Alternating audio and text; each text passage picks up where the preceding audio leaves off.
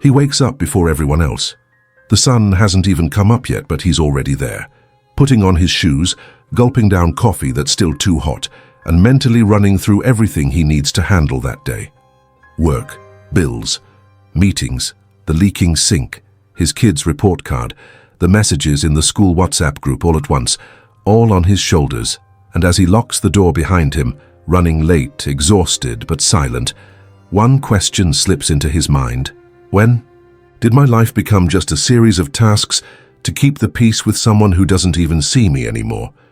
If that question hit you in the gut, if it gave you that weird chill inside, hit that like button and subscribe, because this channel talks about the things most people are too afraid to say out loud, including this one. Most men are living like slaves in their own marriages. Yeah, it's a harsh thing to hear, but it's even harsher to be living it and not even realize.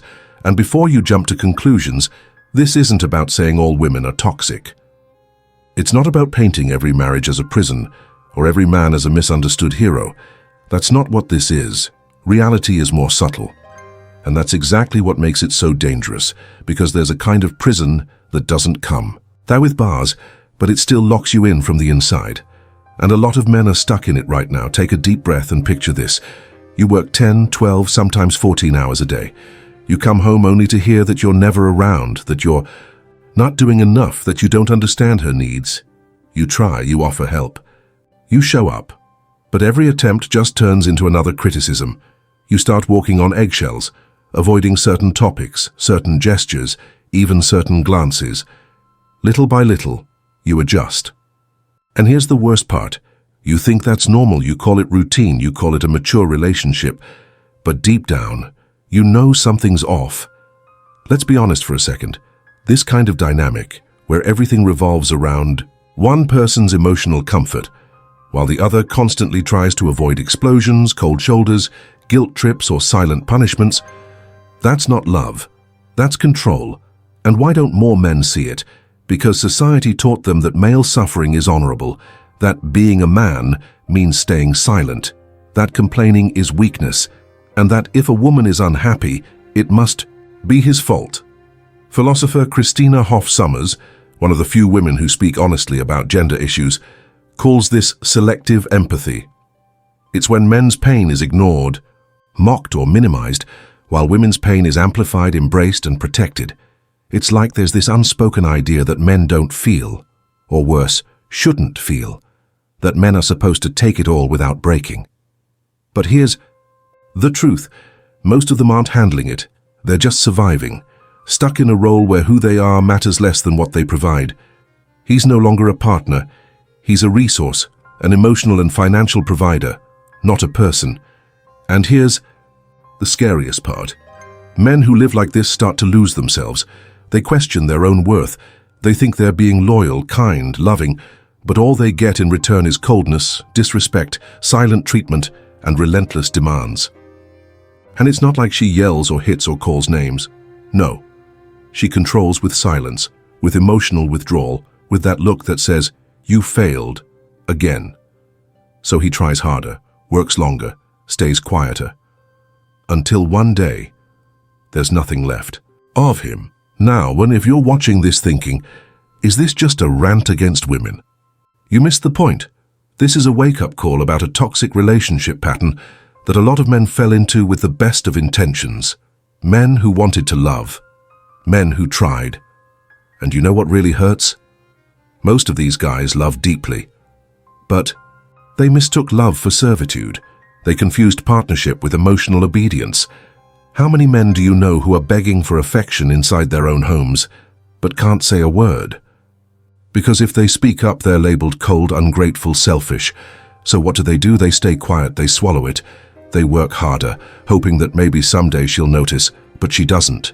Because the more he gives, the more she expects. And here's the cruel part. If one day he finally breaks, finally slows down, finally opens up, she'll say, "You've changed.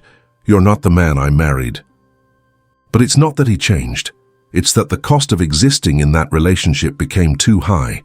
The emotional toll, the constant feeling of not being enough. Now look, this is my personal take, but it comes from real conversations with Real men. This cycle of give more, receive less is emotionally addictive because a man who loves wants to fix, he wants to make things right, and in that mission, he slowly destroys himself. And if you think this is rare, look around. How many men do you know who've lost the light in their eyes? Who are drained, who've stopped dreaming, who live in fear of losing the kids, the house, the peace, so they say nothing. They've become employees in their own marriages, not partners, and it gets worse. Because this kind of control isn't loud, it's quiet, calculated. It gives just enough affection to keep you hooked. It calls you a great man, but only when you fall in line. It's like training a pet. There's no screaming, just conditional love. You get affection only when you stick to the script, when you're silent, when you serve, and when you finally push back. You get the cold shoulder, the sarcasm, the distant stare. And sometimes she flips the whole story. She becomes the victim. You become the villain. And why does this work so easily? Because, like Cristina Hoff Sommers pointed out, women have been culturally placed in the role of the automatic victim. She cries, and the world listens. A man cries, and people laugh. That's not an exaggeration. That's a well-designed social trap. But here's the shift you need to make. The problem isn't her. The problem is that you forgot who you are. You became someone who lives for her approval, someone who walks on eggshells not to upset her, someone who believes that love means disappearing. But listen closely. Real love doesn't ask you to destroy yourself as proof of commitment. Love that drains you, that empties you, that turns you into a shadow, isn't love. That's emotional parasitism dressed up as romance.